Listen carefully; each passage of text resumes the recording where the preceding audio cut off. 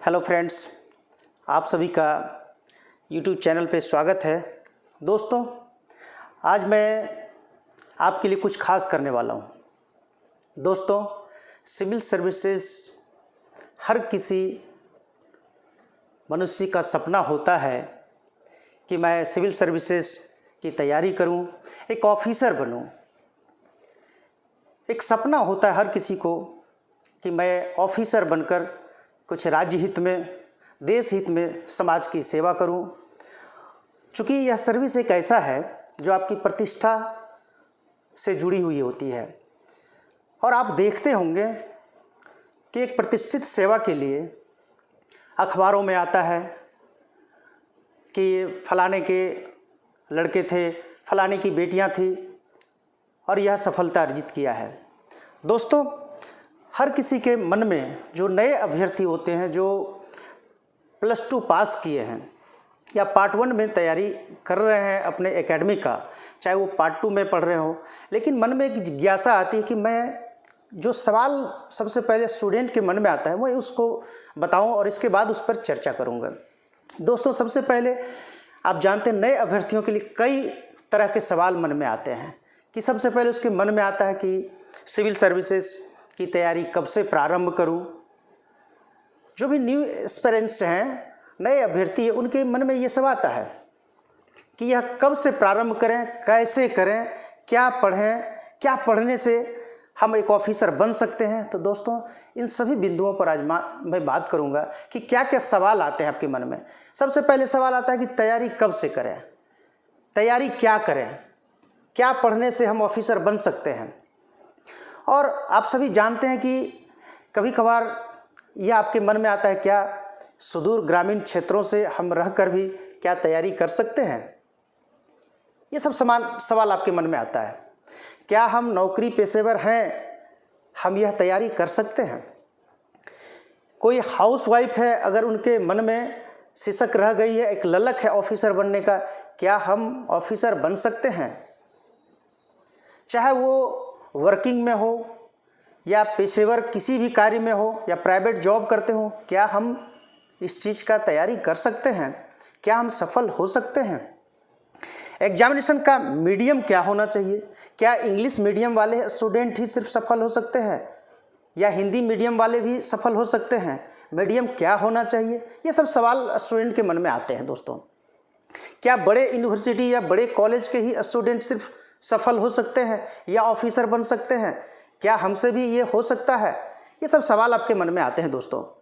और कहाँ से स्टार्ट करें, क्या क्या पढ़ना चाहिए, कौन सा मटेरियल होना चाहिए हमारे पास, क्या बुक्स हमारे पास होना चाहिए, आपके मन में ये सब सवाल आता है।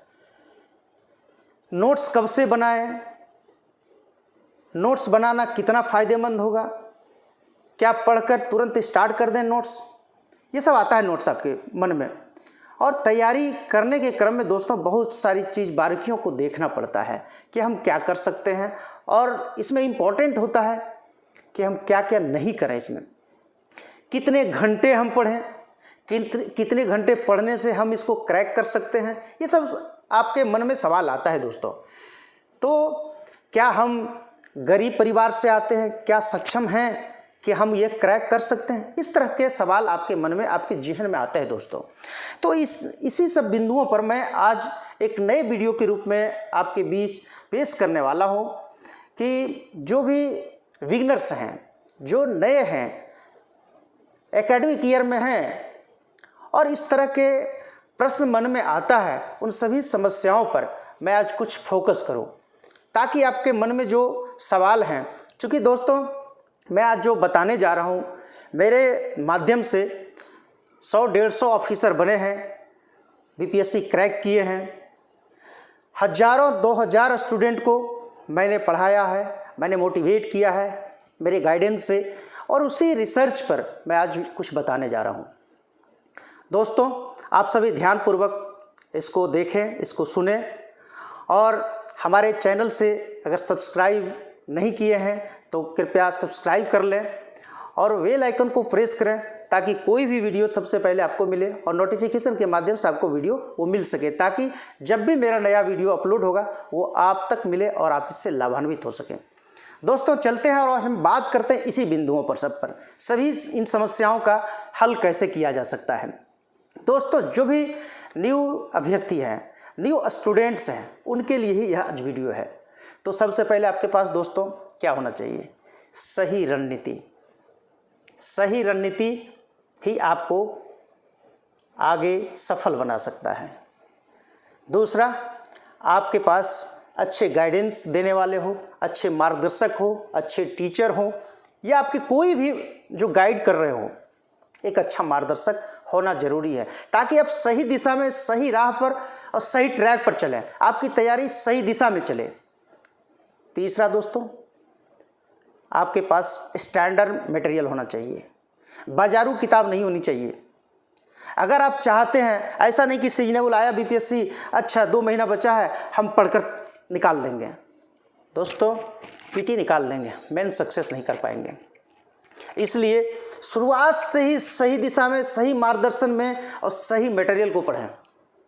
ये आपके पास उपलब्ध होना चाहिए, तभी आप सक्सेस करेंगे अच्छे से, तभी आप टॉपर बनेंगे और तभी आप रैंकर बनेंगे और उस मुकाम को हासिल करेंगे। कहीं डाउट नहीं होगा, कहीं कोई शंका संदेह नहीं होगा कि मेरा रिजल्ट नहीं होगा। यकीनन दोस्तों आपका रिजल्ट होगा, अगर सही दिशा में आप सही मार्गदर्शन में और सही मटेरियल को पढ़ रहे हैं। तो दोस्तों आज मैं इसी पर स्टार्ट करता हूं कि सबसे पहले तैयारी कब से प्रारंभ करें।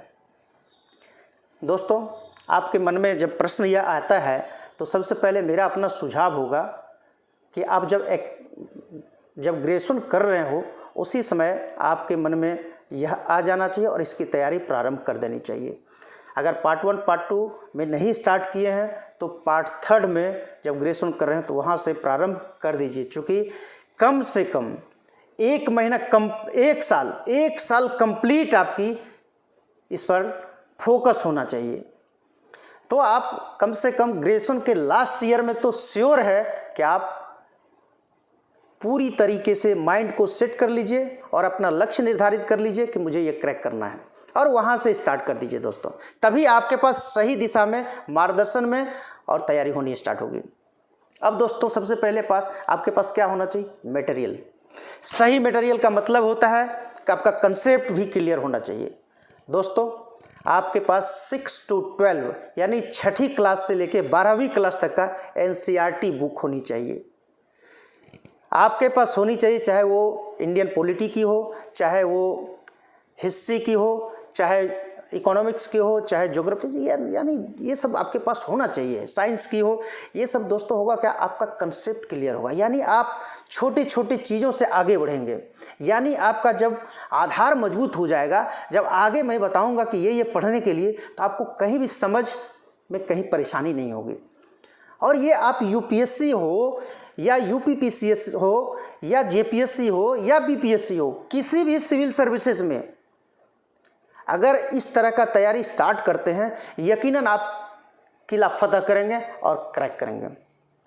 दोस्तों एनसीईआरटी की बुक को मैंने कहा है कि ओल्ड वाली बुक दोस्तों मिल जाएगा, ओल्ड वाली बुक, और अगर नहीं मिलता है तो न्यू वाली एनसीईआरटी बुक इन सबको खरीद लीजिए, और ये आपके पास रामबाण का काम करेगा। जब आपका आधार ही मजबूत नहीं होगा दोस्तों, जब जड़ नहीं मजबूत होगा तो टहनी अगर सीधा जाता है तो बाद में वो क्या होगा? गिर जाएगा। तो इसलिए जड़ मजबूत होना चाहिए। इसलिए किसी भी परिवार में एक अभिभावक होता है, एक गार्जियन होता है, तो घर को मजबूती देते हैं। इसलिए आपका वो पेरेंट्स के रूप में काम करेगा। इसलिए एनसीईआरटी को हमेशा हम कहते हैं कि आपको पढ़ना चाहिए 6 to 12। इसलिए दोस्तों यहीं से स्टार्ट करें। आपको मैंने कह दिया, कम से कम अपीयरिंग में तो जब लास्ट ईयर ग्रेजुएशन में हो तो वहाँ से बिल्कुल ही वो अंतिम पॉइंट आपका है, वहाँ से स्टार्ट कर दीजिए और एनसीईआरटी बुक आप सबसे पहले पढ़िए। इसके बाद एनसीईआरटी बुक पढ़ने के बाद दोस्तों मैंने कहा है कि आप स्पेक्ट्रम की बुक पढ़िए हिस्ट्री में, एम लक्ष्मीकांत इंडियन पॉलिटी की बात मैंने कहा है। बिहार में आप अगर तैयारी करते हैं तो महेश बंडवाल को पढ़िए। इकोनॉमिक्स अगर पढ़ना है तो लाल एंड लाल का पढ़िए। साइंस का मैंने एनसीईआरटी बता दिया, काफ़ी कवर करेगा दोस्तों, इन सबको पढ़िए। और दोस्तों मैगजीन में अगर यूपीएससी की तैयारी करते हैं तो आपके पास 3 मैगजीन तो हमेशा होना चाहिए। एक सबसे पहले मंथली मैगजीन, एक न्यूज़पेपर, अवश्य होना चाहिए। अगर यूपीएससी की तैयारी करते हैं तो आपका द हिंदू होना चाहिए। अगर बीपीएससी की तैयारी करते हैं कोई हिंदी समाचार पत्र होना चाहिए। एक योजना भारत सरकार की आती है मैगजीन, वो आप ले लीजिए दोस्तों। एक कुरुक्षेत्र आता है, वो ले लीजिए। ये सब यूपीएससी में आपको फ़ायदा करेगा। बीपीएससी में एक हिंदी समाचार पत्र जरूर पढ़िए और कोई भी एक मंथली मैगजीन, कोई भी मंथली मैगजीन, यानी आप क्रॉनिकल पढ़ सकते हैं, प्रतियोगिता दर्पण पढ़ सकते हैं, दृष्टि का भी पढ़ सकते हैं। दोस्तों इन सब का एक करेंट बेस जो होता है आपका मजबूत होता जाएगा। तो स्वाभाविक आप कोई कहेंगे कि मेरा ग्रेजुएशन खराब हो जाएगा ग्रेजुएशन में। दोस्तों आप इन सब को उसी समय से एक टारगेट बेस के रूप में लें और इसकी तैयारी कर दें। ग्रामीण क्षेत्र के भी स्टूडेंट के लिए यही फॉलो होगा। ज़रूरी नहीं कि आप किस यूनिवर्सिटी में पढ़ते हैं, किस कॉलेज से पढ़ें, यह कमीशन नहीं देखती है कि आप किस यूनिवर्सिटी से पढ़े हैं, किस कॉलेज से पढ़े हैं। यह देखती है कि आप जो करने जा रहे हैं वो आपका कितना बेहतर हुआ है। एग्जाम सभी लोग देते हैं, ये नहीं देखते हैं किस कॉलेज से आप आए हैं। इसलिए दोस्तों कॉलेज यूनिवर्सिटी मायने नहीं रखता है। किस मीडियम से हैं ये इंपॉर्टेंट नहीं है, किस मीडियम से आपका प्रेजेंटेशन अच्छा होता है, किस मीडियम से आप बेस्ट करते हैं, ये मायने रखता है। इसलिए कॉलेज यूनिवर्सिटी मायने नहीं रखता है, किस मीडियम से ये मायने नहीं रखता है। दोस्तों मायने रखता है आपका प्रेजेंटेशन। इसलिए कॉलेज और मीडियम इम्पॉर्टेंट नहीं है, इम्पॉर्टेंट है आपका प्रस्तुतिकरण, आपका नॉलेज। इसलिए दोस्तों बड़े यूनिवर्सिटी, बड़े कॉलेज की कोई आवश्यकता नहीं है, बस ग्रेजुएशन पास होना चाहिए। अगर कोई कहे कि हायर एजुकेशन को रोक देना चाहिए, ड्रॉप कर देना चाहिए, मेरा तो ग्रेजुएशन हो जाएगा, दोस्तों हायर एजुकेशन को कंटिन्यू रखना चाहिए और आप एकेडमिक जो भी कर रहे हैं आगे करते रहें, लेकिन सिविल सर्विसेज को टारगेट लेकर फोकस उसी पर करना चाहिए। दोस्तों कई दोस्तों का सवाल रहता है कि क्या ऑप्शनल विषय का चयन करना, कई दोस्तों का भी कमेंट्स आता है कि ऑप्शनल सब्जेक्ट कौन सा रखें हैं। दोस्तों मैंने इस पर एक टॉपिक ही आपको अपलोड किया हुआ है कि क्या आधार होना चाहिए हमारा ऑप्शनल सब्जेक्ट सिलेक्शन के लिए। सबसे पहले अगर ग्रेजुएशन में आपका कोई सब्जेक्ट रहा है, जिस सब्जेक्ट के आप हों उसमें उस विषय वस्तु पर आपकी पकड़ होनी चाहिए। क्या अगर आप एकेडमिक ऐसे ही गुजार दिए हैं, आपको उसमें मन नहीं लग रहा है, तो सही मायने में दोस्तों आपका टारगेट शुरुआत से ही होना चाहिए कि मैं जो ऑप्शनल रखने जा रहा हूँ, मेरा यूपीएससी बीपीएससी जिसमें भी होगा रखने का ऑप्शनल सब्जेक्ट इसी को रखूँगा। अगर बाय द वे आपने नहीं रखा इस तरह का सोच के पहले ही, तो आपका इंटरेस्ट किस सब्जेक्ट में है ये देखना चाहिए। क्या सही मायने में हमारा मार्गदर्शक इस सब्जेक्ट का है ये देखना चाहिए, और यह देखना चाहिए कि क्या इस विषय का, इस सब्जेक्ट का मटेरियल हमारे पास उपलब्ध सही है। दोस्तों मटेरियल तो अमूमन सब जगह मिल ही जाता है जिस सब्जेक्ट को भी आप रखने जा रहे हैं। तो मेन फैक्टर है कि आपका इंटरेस्ट, आपकी रुचि किस सब्जेक्ट में है। इसलिए किसी के दिखावे में, किसी के कहे अनुसार दोस्तों मत रखिए, क्योंकि यह आपके घाटे के लिए होगा और आप अपने सही चयन नहीं कर पाएंगे और अपने साथ वो जस्टिस नहीं कर पाएंगे। इसलिए दोस्तों मेरा अपना सुझाव है कि ऑप्शनल सब्जेक्ट का सिलेक्शन अपने माइंड से करें, अपने इंटरेस्ट से करें। आपको जिस सब्जेक्ट में भी इंटरेस्ट हो, सिलेक्शन उसी में अच्छा होगा, स्कोर उसी में अच्छा होगा। इसलिए इम्पोर्टेंट है कि आप सब्जेक्ट का सिलेक्शन अपने इंटरेस्ट के अनुसार रखें। स्कोर यह नहीं है कि किस सब्जेक्ट में क्या आएगा, स्कोर उसी सब्जेक्ट में आएगा जो सब्जेक्ट में आपका इंटरेस्ट हो और आपकी प्रेजेंटेशन उस सब्जेक्ट में। चूँकि दोस्तों जीएस जनरल जो स्पेशलिस्ट होते हैं वो चेक करते हैं, लेकिन ऑप्शनल सब्जेक्ट कौन चेक करते हैं? जो उस सब्जेक्ट के स्पेशलिस्ट होते हैं। तो आपको यह भी देखना है कि स्पेशलिस्ट हमारे कॉपी को चेक करेंगे तो आपका बेहतर उस पर पकड़ होना चाहिए, आपकी बेहतर प्रस्तुतिकरण होना चाहिए, तभी दोस्तों आप सक्सेस करेंगे। इसलिए ऑप्शनल सब्जेक्ट का चयन इस बिंदु को देखना चाहिए। इसके बाद दोस्तों कोचिंग कितना फ़ायदा है, क्या कोचिंग करना ज़रूरी है? बहुत सारे मित्रों का भी कमेंट्स आता है। दोस्तों कोचिंग करना मेरा एक अपना एक्सपीरियंस है। दोस्तों बहुतों को मैंने देखा कि आम इमली सिलेबस कुछ नहीं पता है और डायरेक्ट कोचिंग में एडमिशन ले लिए।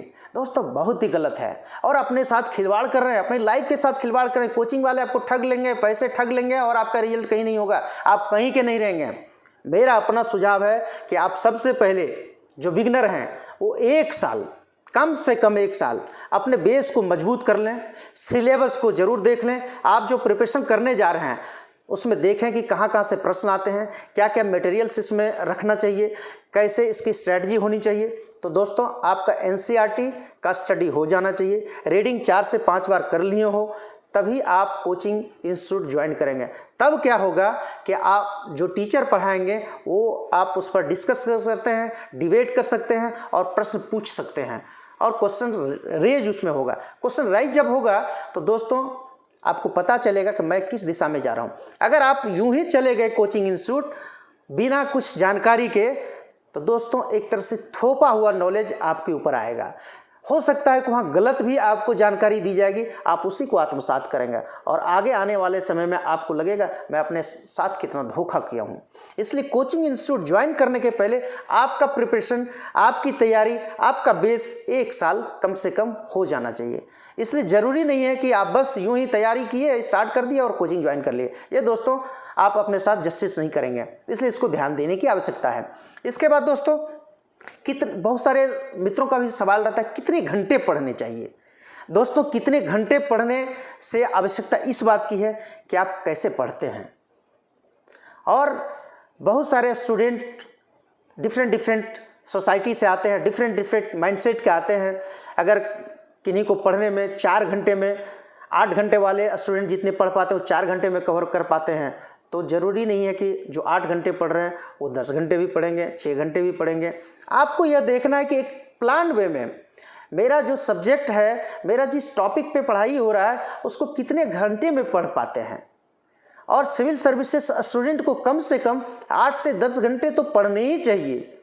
8 से 10 घंटे आपको पढ़ने चाहिए। लेकिन अगर आप कॉपी किताब निकाल के बैठे हैं खोल के और आप 12 घंटा भी पढ़ रहे हैं लेकिन आपके दिमाग में कुछ नहीं समझ में आ रहा है, इसलिए नहीं समझ में आ रहा है क्योंकि आप ईमानदारी से नहीं पढ़ रहे हैं, आप अनुशासन में रहकर पढ़ाई नहीं कर रहे हैं। दोस्तों पढ़ने में आदत डालना होगा।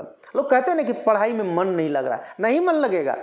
आपका जब गोल सेट है, आपका जब लक्ष्य निर्धारित है और यह जब पता आपको है कि आज मुझे इंडियन पॉलिटी में संविधान की विशेषता पढ़ना है, आज मुझे फंडामेंटल राइट्स पढ़ना है, आज मुझे फंडामेंटल ड्यूटीज़ पढ़ना है, या मुझे आज संशोधन पढ़ना है, तो दोस्तों अगर किसी चीज़ के बारे में आपको पता है कि इसको आज हम पढ़ेंगे और इसको कंप्लीट करेंगे, बिना कंप्लीट किए उठेंगे नहीं, आपको यकीनन मन लगेगा।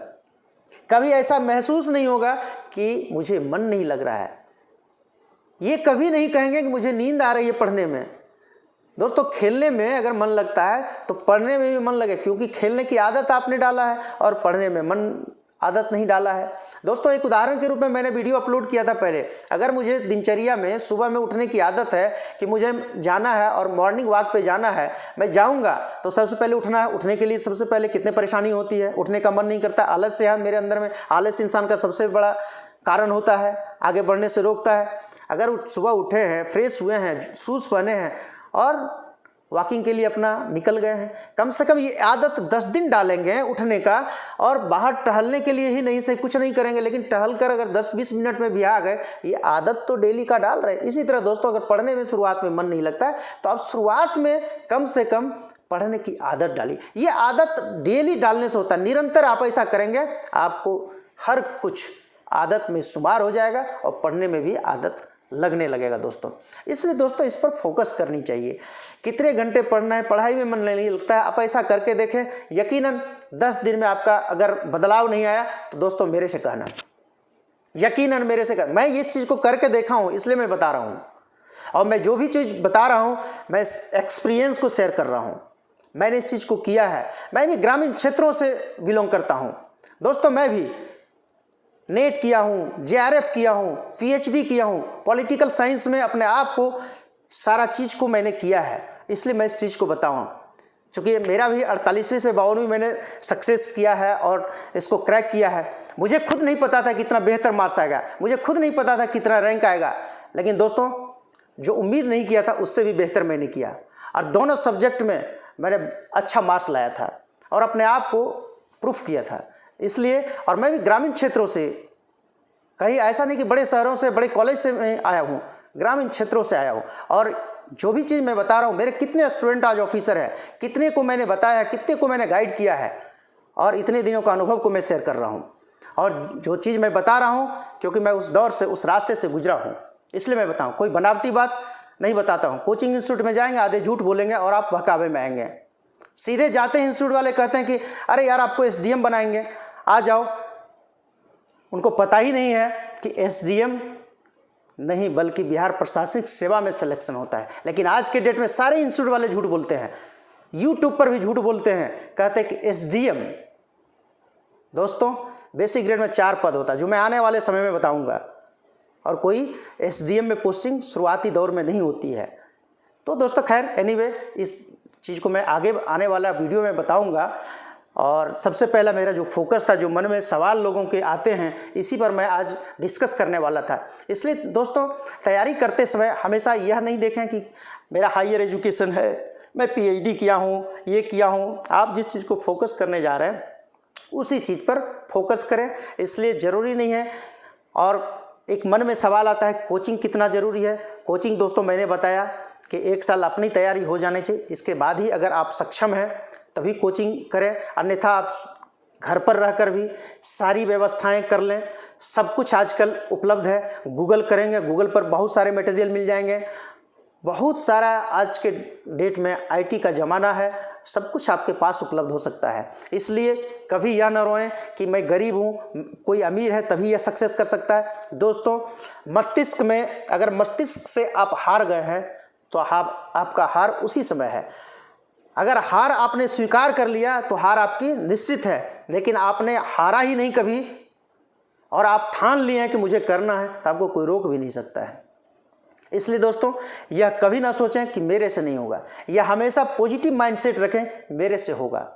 जो भी सवाल आपके मन में है या जिस तरह का भी सवाल आते हैं, मैं इसीलिए इस वीडियो पर आया हूँ कि बहुत सारे एक का इंडिविजुअल कमेंट करना या रिप्लाई करना संभव नहीं था। जो भी बिगनर्स हैं उनके लिए आज ये वीडियो था। आप सभी इस वीडियो को शुरुआत से अंत तक देखिए, और मैं कोशिश करता हूं कि आपके अंदर जो भी समस्याएं, ये जो भी सवाल होंगे उसका निदान करने का प्रयास करता हूं। आने वाले समय में हर एक आपके सवाल के टॉपिक पर आएंगे जवाब। और दोस्तों मैं कोशिश करता हूं आपके जहन से जो भी समस्याएं रहे वो निकल जाए। मेरे कई वीडियो अपलोड है, आप सभी वीडियो को आप देखेंगे तो जो आपके क्वेश्चंस होते हैं उसमें सारे क्वेश्चन सॉल्व हो जाएंगे। इसलिए मैं कहता हूं कि उस वीडियो को जाकर देखें, क्योंकि हम लोग इतनी व्यस्तता में रहते हैं कि आपके सवालों का जवाब देने में थोड़ा कठिनाई हो पाती है। तो इसलिए कभी सवाल का जवाब दे पाता हूं, कभी नहीं भी दे पाता हूं। मैं कोशिश करता हूं कि वीडियो के माध्यम से आपके सभी जगह एक सेलेक्टिव जो क्वेश्चंस होता है उसका सॉल्व हो जाए। दोस्तों आपको यह वीडियो कैसा लगा, आपके कमेंट की अपेक्षा मैं करूंगा और कोशिश करता हूं कि वो कमेंट के अनुरूप ही नेक्स्ट वीडियो में लेकर आऊंगा। और अगर अच्छा लगा हो दोस्तों तो कमेंट जरूर करेंगे और लाइक करेंगे। और नए जो भी न्यू स्टूडेंट्स होंगे, सिविल सर्विसेज का प्रिपरेशन कर रहे हो, तो कृपया सब्सक्राइब कर लें ताकि आपको नेक्स्ट वीडियो भी मिल सके। आज तक के लिए दोस्तों इतना ही। Thank you so much. Thank you. Have a nice day. Good night.